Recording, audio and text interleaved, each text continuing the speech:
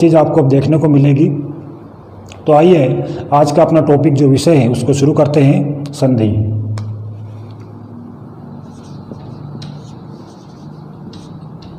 संधि संधि शब्द का शाब्दिक अर्थ होता है योग या फिर जोड़। आपने सुना होगा कि मित्रता को भी संधि कहते हैं, यानी कि जोड़ना, योजन करना, किसी चीज़ का योग करना, यानी हड्डियों का जो योग होता है उसको भी संधि कहते हैं। तो संधि का शाब्दिक अर्थ होता है जोड़।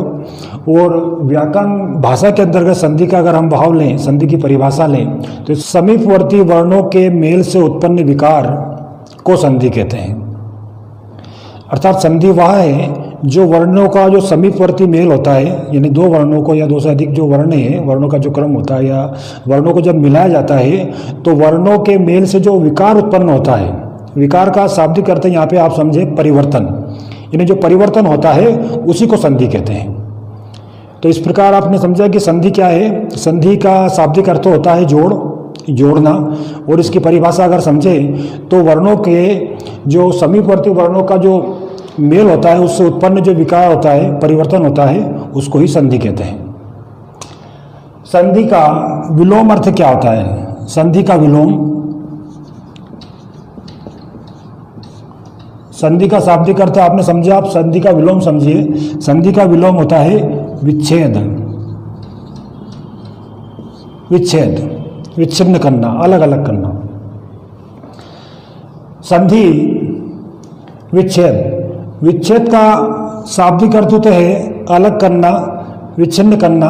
पर संधि विच्छेद, जैसे संधि की आपने परिभाषा समझी संधि को, उसी प्रकार विच्छेद क्या चीज़ है? तो संधि के नियमों द्वारा वर्णों को फिर से मूल अवस्था में लाना।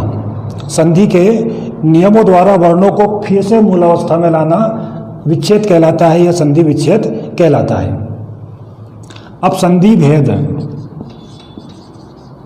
संधि भेद, भेद माने प्रकार। संधि के कितने भेद है, कितने प्रकार है?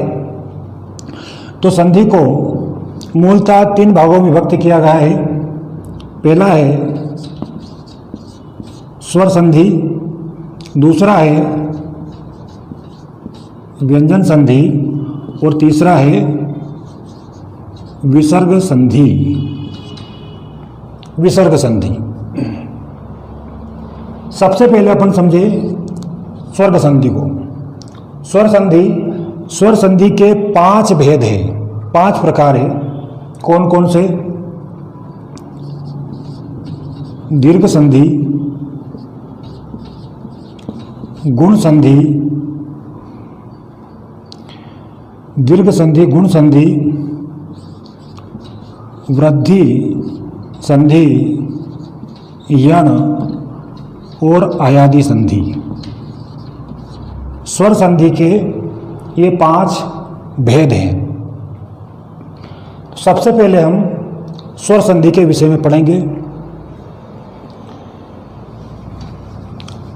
संधि के अंतर्गत मुख्यतः 3 भेद है, स्वर व्यंजन विसर्ग।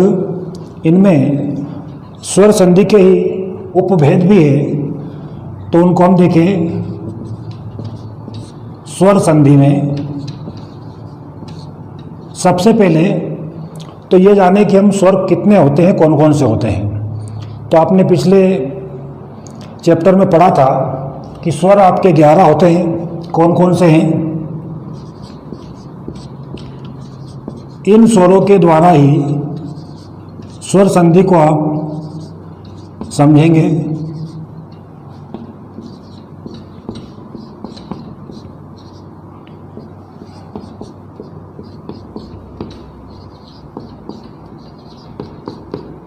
ये जो 11 स्वर है, स्वर संधि के माध्यम से, यानी स्वर संधि के जो विभिन्न प्रकार हैं इनके माध्यम से इन स्वरों का मेल होगा और जो विकार उत्पन्न होगा वो संधि विच्छेद, वो संधि आप समझेंगे। सबसे पहले आप देखिए, सबसे पहले दीर्घ संधि, दीर्घ स्वर संधि, दीर्घ स्वर संधि। दीर्घ का शाब्दिक अर्थ होता है बड़ा, जैसे कि आपको बताया था स्वर भेद के अंतर्गत कि स्वर के जो भेद हैं उनमें एक होता है मूल स्वर, दूसरा होता है संधि स्वर। वही संधि शब्द यहाँ पे आ रहा है, संधि स्वर। तो यहाँ पे भी संधि अपन पढ़ रहे हैं और स्वर संधि, दीर्घ स्वर। तो स्वर संधि या संधि आपने पढ़ा था, संधि स्वरों में संधि स्वरों के भी भेद थे। एक था दीर्घ स्वर, दूसरा था संयुक्त स्वर। तो यहाँ पे हम दीर्घ स्वर ही पढ़ेंगे, दीर्घ स्वर संधि। दीर्घ स्वर संधि किसे कहते हैं? तो इसमें आ या आ प्लस आ या आ के योग से आ बनता है। आ बनता है यानी कि जब दो वर्णों का मेल होगा तो प्लस के इधर या तो छोटा आ हो या बड़ा आ हो, या प्लस के बाद में दोनों में से कौन सा भी हो सकता है, कोई भी हो सकता है, उसका जो परिणाम है, जो विकार उत्पन्न होगा वो आ होगा। ये सूत्र आपको बता रहा हूं मैं।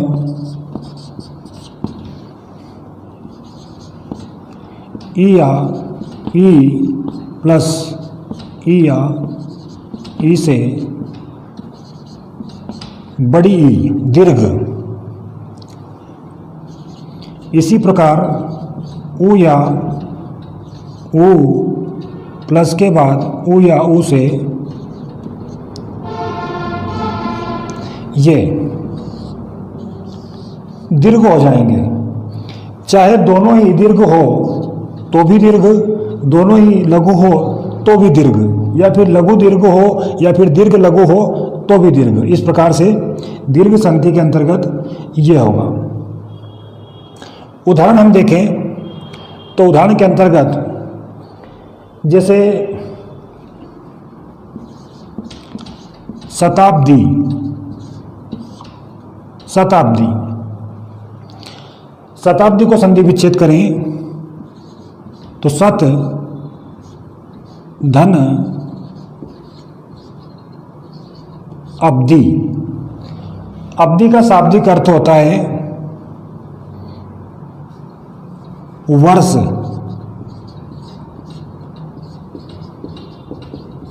यानी 100 वर्षों का जो समूह होता है। तो यहाँ पे आप देखें, यहाँ पे आ है प्लस के बाद भी आ है। तो आपने देखा आ प्लस आ यदि हो तो बड़ा आ में परिवर्तन होता है। इसको मैं आपको संधि युक्त करके बता रहा हूं। ये संधि विच्छेद था, संधि विच्छेद और फिर से संधि युक्त करना किस प्रकार किया जाता है। इधर क्या रहा, इधर सत, क्योंकि आ हमने निकाल लिया है, इधर आ निकाल लिया है, तो क्या बचा अब्दी।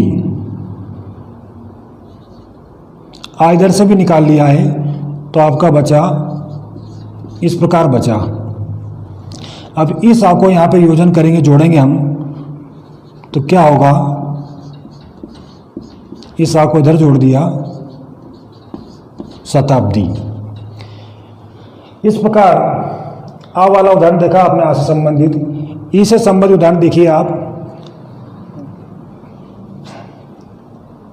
ई से संबंधित उदाहरण में जैसे सतीश, सतीश संधि विच्छेद करें तो सत धन सती धन ईश, सती धन ईश। संधि युक्त करें तो यहाँ पर ई है प्लस दीर्घ ई है, दोनों को मिलाकर बनेगा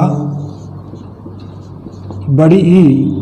अब क्या बचा इधर, सत प्लस श, बड़ी ई यहाँ पे लगाएंगे हम, तो क्या बनेगा सतीश। इस प्रकार से ई प्लस ई को देखें तो बड़ी ई में परिवर्तन होता है। ऊ को लेकर के उदाहरण देखें हम तो भानुदय शब्द है, भानुदय। भानुदय, भानु प्लस उदय, भानु प्लस उदय। संधि युक्त करें, यहाँ पे ऊ है प्लस के इधर भी ऊ है, दोनों साइड ऊ होने से दीर्घ वाला योग बनता है, तो बड़ा ऊ बनेगा। इधर क्या बचा आपका भान, इधर बचा दय, बड़ा ऊ यहाँ पे लगाएंगे तो भानुदय। तो इस प्रकार से दीर्घ संधि में स्वरों को दीर्घ कर दिया जाता है। इस संधि की पहचान है, जैसा कि नाम है इसका दीर्घ संधि, तो शब्द में दीर्घ मात्रा ही इसकी पहचान है, यानी कि बड़ी मात्राएं अगर आती है तो समझो कि उसमें दीर्घ संधि है। कहाँ पे? जहाँ से शब्द तोड़ा जाता है, जैसे शताब्दी है, सत प्लस अब्दी, यहाँ पे बड़ी मात्रा है, इसकी पहचान है ये। इसी प्रकार ये है, इन्हें बड़ी मात्रा है, इसकी पहचान है। आगे अगली जो हमारी संधि है, दीर्घ के बाद गुण संधि। गुण संधि जैसा कि नाम से स्पष्ट है कि दो स्वरों के मेल से जो नया शब्द बनेगा, यानी गुण उत्पन्न होगा, एक नया स्वर उभर के आएगा, एक नया विकार के तौर पर नया शब्द बनेगा। गुण संधि, गुण संधि सूत्र है